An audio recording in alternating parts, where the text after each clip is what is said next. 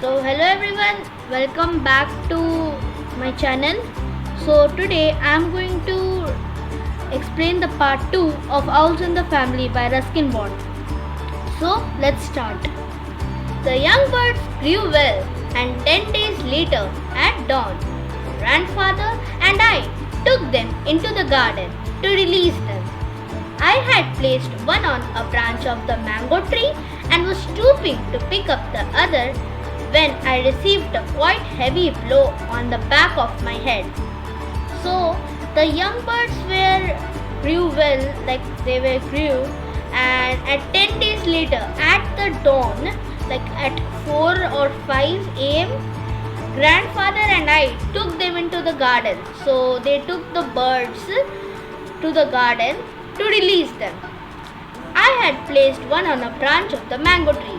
So one owl was on the branch of the mango tree and was stooping to pick up the other, like he was like picking up the second one.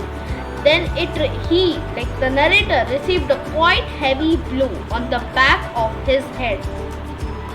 A second or two later, the mother owl swooped down at the grandfather. So there was a mother owl of the two babies. So she again came. Two or later, the mother owl swooped. She swooped down at the grandfather, but the grandfather was agile, like he was active, and he was enough to duck out of its way. He was enough to duck out of its way. Quickly, I placed the second owl under the mango tree. So the narrator did now quickly that it placed the second owl under the mango tree. Then, from a safe distance, we watched the mother fly down. Then they went to a safe distance and watched that the mother fly down and lead her young ones into the long grass at the edge of the garden. So this, I hope you understand. So here is the question for you written here. What did the mother owl do that made the narrator think that she did not trust him to look after the baby owls? So if you know the answer, you can comment down and tell me the answer. Now this is the next page. We thought she would take her family away from the surroundings of our rather strange household. So that the narrator thought that she would take her family away from the surroundings of our rather strange household. So she was thinking that this is a rather strange household and she would take away their family. But next morning, on coming out of my room, I found two young owls standing on the wall just outside the door. Like when the narrator woke up and when he went outside, he saw that the two owls were just outside on the wall. It was just outside the door. I ran to tell grandfather, and when we came back, we found the mother sitting on the bird bath 10 yards away. So when he told grandfather, I have found two owls standing on my door.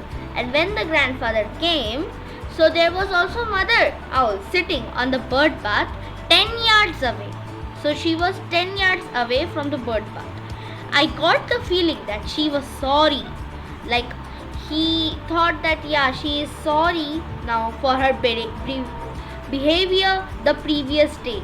So she was sorry for the behavior in the previous day, because she greeted us with a soft woo, like she was soft woo, like this is the sound of the owl that makes. Now there's an unselfish mother for you, said grandfather. Now grandfather said, now there's an unselfish mother for you, said grandfather. It's obvious she had liked them to have a good home. She was needed that my owls need a good home and good like caretakers so that they could take care of my baby owls, and they are probably getting a bit too long, bit too big to her to manage. So like she was thinking, oh, this is now like more for me to manage. So the two owlets became regular members of our household. So now they were the regular members of our household, of the narrator's household. And strangely enough, were among the few pets that grandfather and strangely enough were among the few pets that grandmother took a liking to. Like it was strange that grandmother was also like liking the baby owls, and she was also liking. In fact, the owls became so attached, like they were so attached to grandmother that they began to show affection towards anyone in petticoat.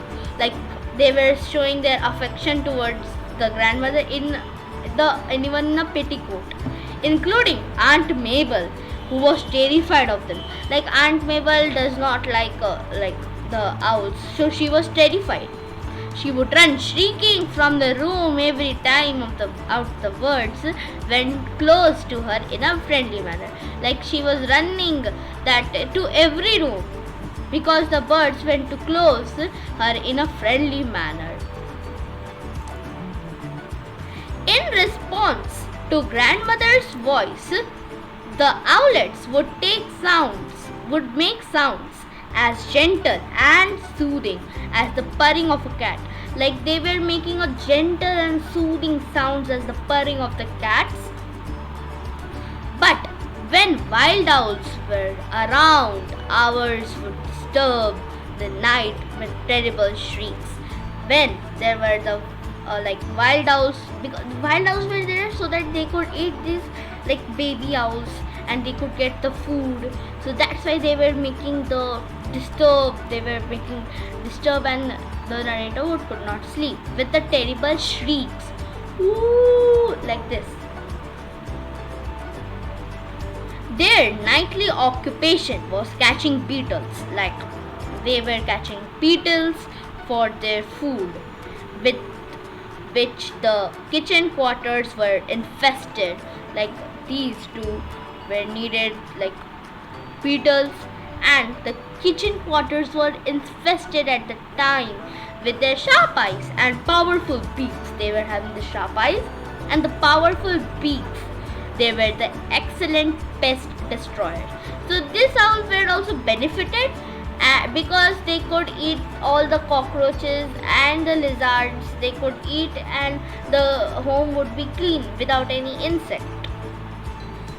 The owls loved to sit and splash in shallow dish.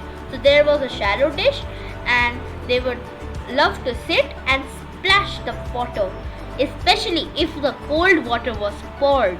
Like if the cold water was poured over them from a jug at the same time, like owls are down and we are pouring the water.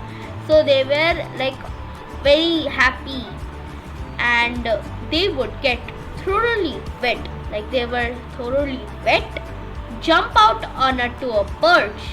So they were jumping out and in, shake themselves, like they were shaking themselves so that all the wet it should be like not more wet, because there would be then fever to these owls, and then return from a second splash and sometimes a third. So again they were going and they were again coming. So sometimes it goes to a third. They get to a third splash. Looking back on those owlish days, so we are having like happy days. We are having lovely days. The narrator is telling that looking back on those owlish days, because they were owls, I carry in my mind a picture of grandmother with a contented look in her rocking chair. Once, on entering her room, while she was having an afternoon nap, I saw that one of the owls had crawled up her pillow. Like one of the owls had crawled up on her, like on here. If we are here, the pillow is. So the owl was here, literally here it was owl. Till his head was snuggled, like he was snuggled, and under her ear, he was snuggled under her ear.